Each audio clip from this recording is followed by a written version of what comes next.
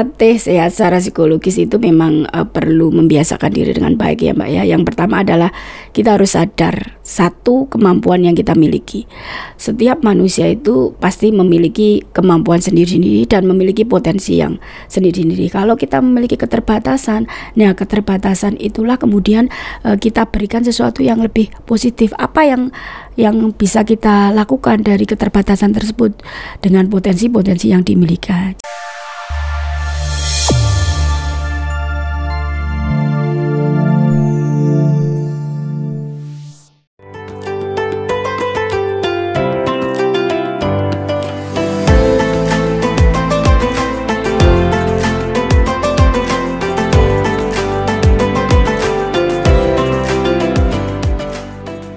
Assalamualaikum warahmatullahi wabarakatuh.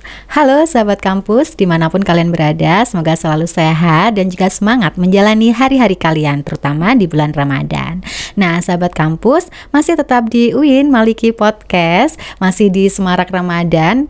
Kali ini Maliki Podcast sudah kedatangan tamu istimewa di podcast kali ini. Nah siapakah beliau? Beliau adalah Profesor Ilmu Psikologi dan juga Dekan Fakultas Psikologi UIN Maulana Malik Ibrahim Malang. Beliau adalah Profesor Dr. Haja Rifah Hidayah MSI. Nah, kali ini beliau akan memaparkan tentang kiat-kiat menjaga kesehatan psikologi di bulan Ramadan.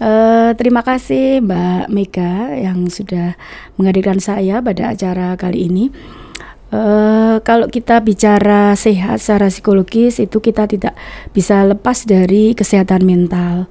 Merujuk apa yang dikatakan oleh WHO bahwa kesehatan mental itu adalah suatu kondisi sejahtera di mana individu mampu menyadari kemampuan yang dimiliki, kemudian mampu mengatasi tekanan dan stres dalam kehidupan sehari-hari, lalu kemudian mampu bekerja secara produktif dan mampu berkontribusi aktif di dalam lingkungan dan komunitasnya. Jelas ini menunjukkan bahwa orang yang sehat secara mental itu ada beberapa indikasi. Di antaranya kalau merujuk dari pendapat WHO, pertama adalah seorang itu mampu menyadari terhadap kemampuan yang dimilikinya. Jadi ketika individu itu mampu memahami kemampuan apa yang dimilikinya, termasuk keterbatasan yang dimiliki oleh individu, maka individu itu akan terus berbuat yang lebih baik dengan memanfaatkan potensi yang dimilikinya. Lalu kemudian dia bisa mengatasi atau bahkan menghindari tekanan-tekanan dalam kehidupan sehari-hari dan bebas dari stres. Itu sebenarnya kalau orang itu stres kadang-kadang sih boleh-boleh aja, tetapi kita lihat porsinya seperti apa. Kalau seandainya stres itu sangat mengganggu, maka ini perlu bantuan, jangan sampai pada tingkat depresi. Karena itu orang yang sehat secara mental dia bisa menghadapinya tekanan-tekanan tersebut dan bisa menghindari dari stres. Kemudian indikasi berikutnya adalah seseorang itu bisa bekerja secara produktif, termasuk pada saat puasa.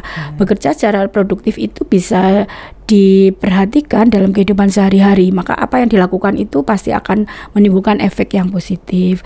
Lalu kemudian berkontribusi di dalam lingkungan dan komunitasnya, karena bagaimanapun juga manusia itu sebagai makhluk sosial, maka bagaimana relationship-nya dengan komunitasnya itu bisa berkontribusi dengan cara lebih baik. Sehingga kalau semuanya terpenuhi, maka ya kita secara mental sehat, secara psikologis juga sehat. Karena kalau kita bicara tentang kesehatan mental, kita juga akan bicara tentang kesejahteraan pada individu yang itu merupakan salah satu indikasi orang mengalami sehat secara psikologis. Seperti itu. Baik Prof, jadi banyak sekali indikatornya ya untuk sehat secara mental ya. Apalagi ini sahabat kampus Prof, ini kan lagi teman-teman mahasiswa, sahabat kampus yang lagi tesis, kemudian yang lagi skripsi, disertasi. Apalagi saat puasa ini Prof, pasti kan semakin banyak tekanan ya, udah nggak ada asupan makan dan minum, kemudian juga pekerjaan juga selalu ada. Juga selain itu dosen, kemudian tendik juga sekarang harus melaksanakan tridharma perguruan tinggi. Nah bagaimana Prof menurut Profesor, apakah saat puasa ini mereka tambah lebih stres atau bagaimana Prof? Ya, kalau kita mengacu kepada puasa ya, puasa itu kan adalah merupakan perintah kewajiban yang diberikan oleh Allah kepada umat Islam, terutama sebagai manusia yang beragama, yaitu agama Islam. dan itu kan merupakan suatu kewajiban yang sudah ada di dalam firman surat Al-Baqarah ayat 183. Bismillahirrahmanirrahim. Ya ayyuhalladzina amanu kutiba alaikumusiyam kama kutiba alal ladzina min qablikum la'allakum tattaqun. Yang ini artinya bahwa puasa itu merupakan suatu kewajiban. Nah, puasa itu sendiri adalah kalau diartikan secara definisi adalah menahan makan, minum dan segala sesuatu yang membatalkan puasa dimulai dari terbitnya fajar sampai terbenamnya matahari. Nah, dalam konteks di sini bahwa sebenarnya di dalam puasa itu adalah sesuatu hal yang memang dilakukan selama 1 bulan penuh ya, 1 bulan Ramadan selama 12 bulan kita hanya 1 bulan diperintahkan untuk berpuasa. Nah, di dalam aktivitas tersebut tentu kalau kita menjalaninya dengan baik, dimulai dari niatan yang sebenarnya ini akan ada kekuatan yang luar biasa. Kita bisa ibaratkan kalau kita pas tidak puasa kemudian tidak niat, ya lapar. Tapi kalau seandainya pada saat puasa kita niat, ini ada kekuatan yang luar biasa. Nah, ini justru juga akan menimbulkan efek yang positif di dalam diri kita. Kita merasa dekat dengan Allah, kemudian itu lebih produktif sehingga ya akan terhindar dari tekanan-tekanan apalagi stres. Yang penting adalah kata kuncinya adalah pada saat puasa kita menjaga keseimbangan, tetap asupan gizi, nutrisi terpenuhi pada saat berbuka, kemudian pada saat sahur. Dan kemudian juga kita tidak kekurangan minum atau dehidrasi, dan kemudian itu akan juga melancarkan konsentrasi kita, tetap produktif untuk selalu bekerja dan menjalankan aktivitas sehari-hari dengan lebih baik, bukan kemudian malas-malesan seperti itu. Benar, seperti salah satu indikator yang sudah disebutkan Profesor tadi ya. Walaupun kita puasa tetap harus produktif. Nah, di ilmu psikologi sendiri Prof pernah disebutkan bahwa salah satu terapi itu adalah puasa gitu ya, atau puasa itu bersifat terapeutik gitu. Nah, bisa dijelaskan sedikit Prof tentang pernyataan tersebut. Nah, apa sih kira-kira manfaat puasa untuk kesehatan psikologis kita?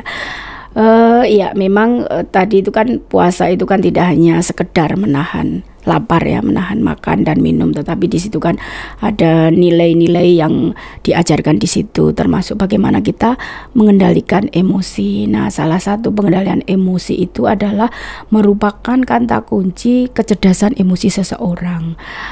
Sebagaimana disampaikan oleh salah satu tokoh, Daniel Goleman, dia mengatakan bahwa indikasi orang yang sehat secara emosi itu dia memiliki kemampuan untuk mengenali emosi diri, kemudian dia bisa mengelola emosinya, memotivasi diri, kemudian dia bisa mengenali emosi orang lain dan juga membina hubungan dengan yang lainnya. Tentu saja kecerdasan emosi ini dalam puasa itu dapat dilaksanakan ketika kita bisa menahan diri untuk mengendalikan, misalkan kita tidak marah, tidak bertengkar, menghindari berkata kotor. Nah, ini kan nilai-nilai kecerdasan emosi yang sangat luar biasa yang ada di dalam diri kita, sehingga kecerdasan itu bisa sekaligus melatih puasa itu sekaligus melatih mengendalikan diri, terutama di masa anak-anak perlu sekali untuk dilatihkan oleh orang tua, sehingga mengenalkan dan mengajarkan anak untuk berpuasa sejak kecil itu juga sangat baik, karena itu juga akan melatih anak menjadi cerdas secara emosi. Selain secara emosi, itu juga bisa melatih cerdas secara sosial, karena bagaimanapun juga di dalam kita melaksanakan puasa itu ada nilai-nilai di mana ketika kita merasakan rasa lapar, kita akan merasakan bagaimana penderitaan orang yang kekurangan, sehingga itu akan menimbulkan sifat kedermawanan kita muncul, kemudian altruisme, yaitu bagaimana kita bisa prososial, mengutamakan kepentingan orang lain, karena kita bisa memahami penderitaan mereka, kelaparan mereka. Nah, ini kan jelas akan membina hubungan yang lebih positif dengan manusia secara umumnya, sehingga terjalin komunitas yang lebih bagus dengan orang-orang yang memang sangat membutuhkan, dan itu muncul secara sadar, bukan karena dipaksa, bukan karena kita memberi itu karena dipaksa atau karena mungkin tebar pesona, ya, tetapi ini lebih karena munculnya itu karena dari efek puasa itu tersebut. Selain itu, hal yang utama juga adalah nilai-nilai kejujuran, sehingga dari nilai-nilai kejujuran itu bisa membentuk karakter positif bagi manusia. Nilai-nilai kejujuran pada puasa itu sangat luar biasa. Kalau orang memiliki kejujuran sebagaimana pada saat berpuasa, ya tentu itu juga akan tidak ada korupsi di kita, di manusia itu sendiri. Nah, seperti itu. Karena itulah maka sebenarnya puasa itu sangat penting sekali untuk memang dilaksanakan dan memang wajib dilaksanakan, dan terutama kita bisa mengajarkannya juga untuk anak-anak. Melatih sejak dini itu sangat bagus pada saat berpuasa, sebagaimana kewajiban sholat yang kita latih sejak kecil, seperti itu. Oke, jadi manfaat puasa itu tadi secara emosional bisa meningkatkan emosi kita gitu, kemudian juga secara sosial serta meningkatkan kejujuran. Betul. Nah, ini pertanyaan yang ditunggu-tunggu oleh sahabat kampus, Prof. Apa saja sih kiat-kiat menjaga kesehatan psikologi selama berpuasa? Oke. Memang bagaimanapun juga kan biasanya kita terutama makan minum itu kan tidak dibatasi jam, apalagi sekarang dibatasi jam. Tentu untuk menjaga kiat-kiat baik itu terutama kesehatan psikologis, kita memang harus mengupayakan beberapa hal. Antara lain adalah pertama, walaupun terkait dengan psikologis tapi tetap juga berkolerasi juga kesehatan fisik. Jadi kita harus mempersiapkan nutrisi yang baik pada saat berbuka puasa. Terus kemudian kita juga harus kalau bisa sahur itu dibiasakan, walaupun sebenarnya orang nggak sahur itu kan nggak apa-apa, tetap kuat-kuat aja, tapi sebaiknya diupayakan sahur karena di dalam sahur itu kan juga ada manfaat yang luar biasa. Ada pahalanya juga ya, betul. Prof. Kemudian pada saat puasa kita juga tetap disarankan tetap berolahraga ya, tapi sesuai dengan porsi tubuh kita.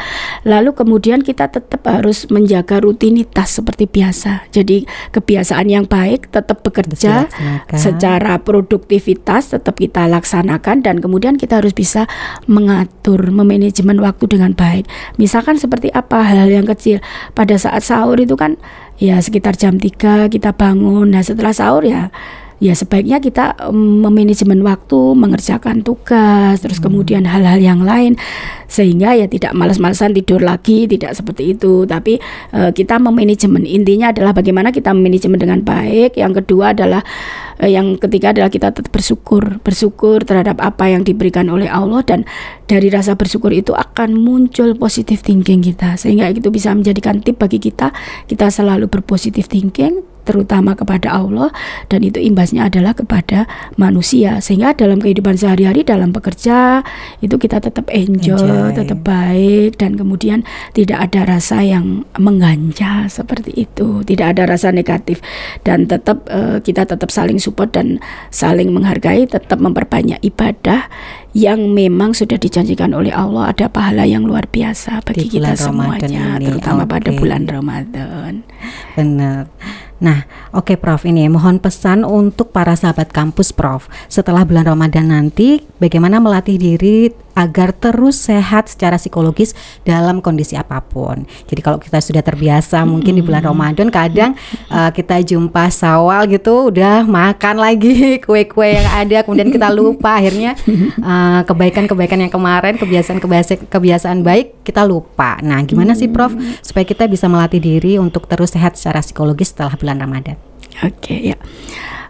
Melatih sehat secara psikologis itu memang perlu membiasakan diri dengan baik ya Mbak ya. Yang pertama adalah kita harus sadar satu kemampuan yang kita miliki.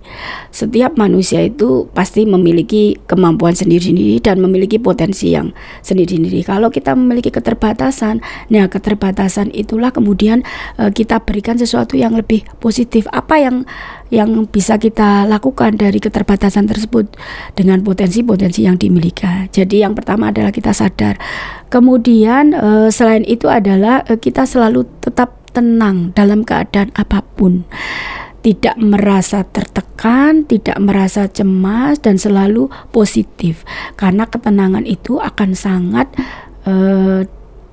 disukai oleh siapapun, dan ketenangan itu justru akan memicu kita untuk produktif. Lalu kemudian kita selalu terbiasa untuk berbuat baik sesama manusia, karena bagaimana juga kan kita itu kan hidup tidak sendiri, kita butuh orang lain. Kalau kita itu nggak baik sama orang lain, bagaimana kita bisa dibaiki sama orang lain? Prinsipnya adalah kita selalu berbuat baik kepada siapapun, tidak hanya kepada umat Islam tetapi juga kepada umat manusia yang lainnya.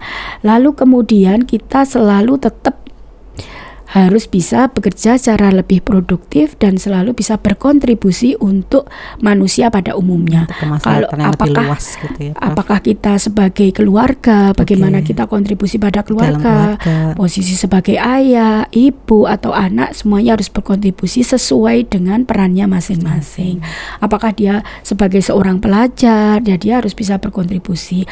Lalu apakah dia sebagai misalkan seorang guru atau seorang pemimpin, semuanya memiliki kontribusi masing-masing. Lalu itu tadi salah satunya adalah tetap berpikir positif. Pokoknya orang itu kalau memiliki persepsi yang positif terhadap dirinya, maka dia dalam keadaan apapun itu akan enjoy, dan itu justru akan mensejahterakan kita secara psikologis. Lalu kemudian tetap bersyukur dan lakukan kegiatan juga yang disukai. Jangan kemudian kegiatan-kegiatan yang tidak kita sukai kemudian kita laksanakan dengan keterpaksaan. Ya, kita harus enjoy. Me time perlu ya berarti ya Prof. Sangat diperlukan. Ya, betul. Baik, alhamdulillahirrabbilalamin, demikian materi yang telah dibawakan oleh Profesor Dr. Haja Rifah Hidayah, materi yang sangat menarik sekali. Jadi sahabat kampus bisa mengambil hikmah bagaimana kiat-kiat untuk menjaga kesehatan psikologis di bulan Ramadan.